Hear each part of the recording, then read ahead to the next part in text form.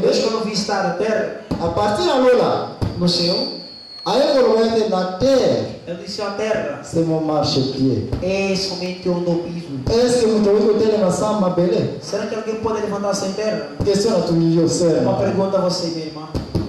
Ou eu tenho uma samba belé? Pode levantar-se em terra? Bien, c'est pour vous dire que même les Zambia ont besoin de ma belé. Mesmo Deus precisa da terra. Força muito com telema. A força da Sangue é muito com telema, com só andar. La terre c'est mon marchepied. A terra somente nós Valeu, já não belé, eu vou sacar na hotel.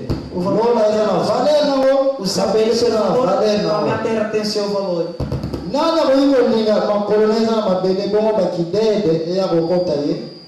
Quem pode ser asakani adate.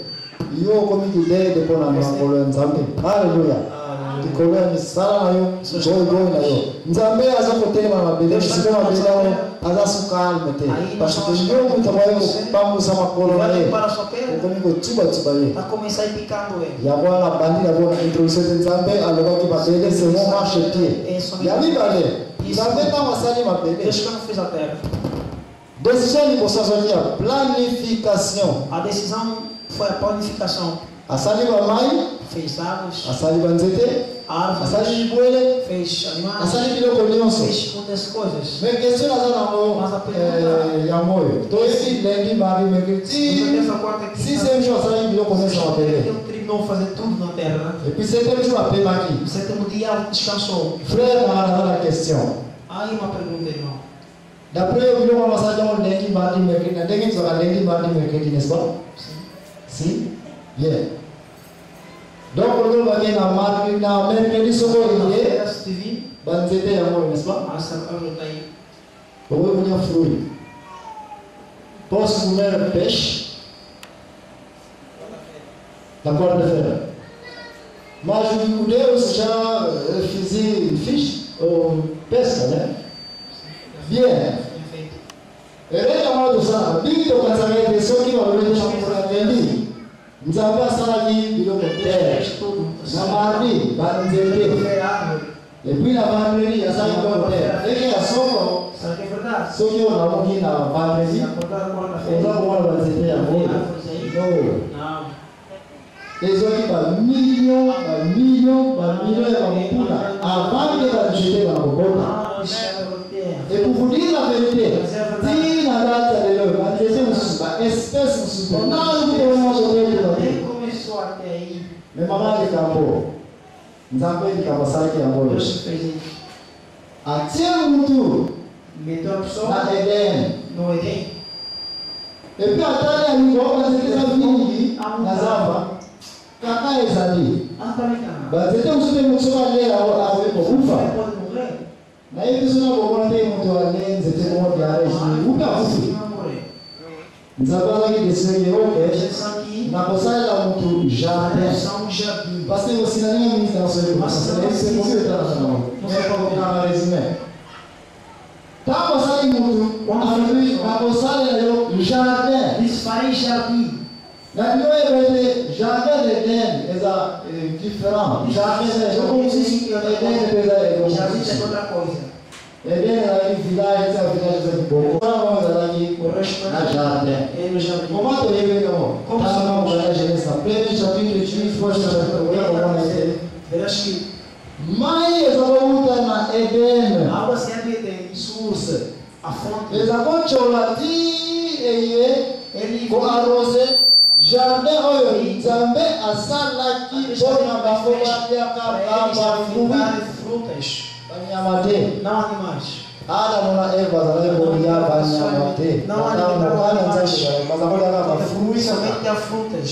Soki baye na jardin vem no jardim baleka fruit na bango vão comer a fruta bazima bassin na bango bazomi na village na Eden. Haleluya.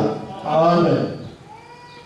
Na kata Eden wana te dentro dele. Mais nasceu wana na jardin.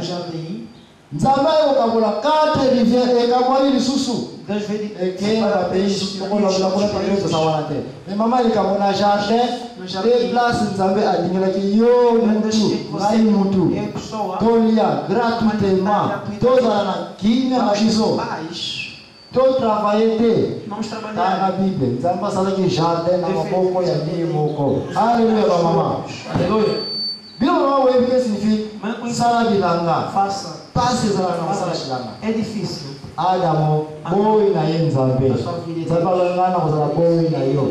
Na ko sala bilanga. Asala Para bilanga. você ele fez. Condição boa ne chanja pasi na na moni. Ya ko sala bilanga yo. Adamo na Eva. Adão e Eva.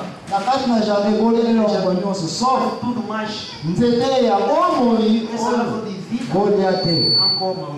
Nzete yo mususu pe. Também. Ya kuonesana madamu na mame Goliate. Também não comam. Lelo tuna tante bukutwe pastor na mina kapesa bino matea na sala ya jardim de te. Kuna boko yeba. Makano mozito ni shwe. Kusema soyebi ya mote pastor ni mbele wa koya ki. Eles caíram. Uzali hapo na kulobe makamkono na koya na discussion wana. Oyo za place oyo sana mote pona respect ya église ya denomination oyo toko yiko kota na wakamwana te. Ni mamali kambo ba koya ki. Esse tu usa na olha amor, na copa de luz, põe no mundo. Para você cristão. Movendo ni amor, Que lei. mantenha ni amor. Que pregação. O senhor yogi na vida, Que já ouviste na sua vida. o senhor yogi awa na igreja, oyo, Aqui na igreja.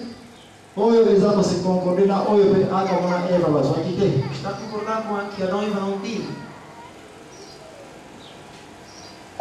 Pastor não na igreja, oyo. Pastor na igreja. Evangelista não na balabala. Evangelista na Oyo rua. eza o que diz a pessoa tem concernar. Está a dizer sobre. Baba kamoya aka wana Eva bakuta na nina. As coisas que Adão e Eva se encontraram. Oyo mtu oyo, so koza ko dele kwa kasi, merci kwa nayo. So hizo za moya, toisha yake, banda lelo, totia kwa kwa banda. Vamos deixar Ada wana Eva batwaishoi na jade de dele. So yope jade de dele na yope.